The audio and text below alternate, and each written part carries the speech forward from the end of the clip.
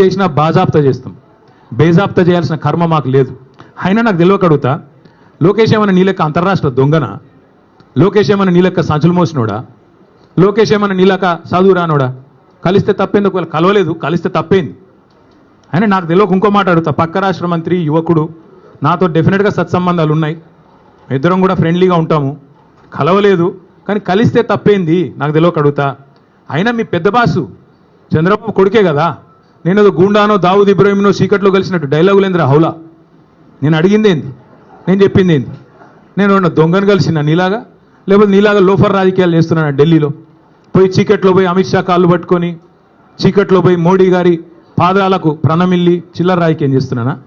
పక్క రాష్ట్ర మంత్రి యువకుడు, నాకు తమ్ముళ్ళు అంటాడు, కలిస్తే కలుస్తా కానీ నేను కలవలేదు. దానికి ఏదో పెద్ద ఈయనేదో గొప్ప విషయం కనిపెట్టినట్టు. ఆయన నాకు తెలియక అడుగుతా, పాలన గురించి తెలుసుకోవాలంటే మమ్మల్నే కలుస్తారు బీఆర్ఎస్లను, దోపిడీ గురించి తెలుసుకోవాలంటే నిన్ను కలుస్తారు. ఆయన నన్ను కలిస్తే నీకేం నొచ్చింది? ఆయన నన్ను కలిసినా నీకేం బాధ అవుతుంది? నాకు తెలియక అడుగుతా.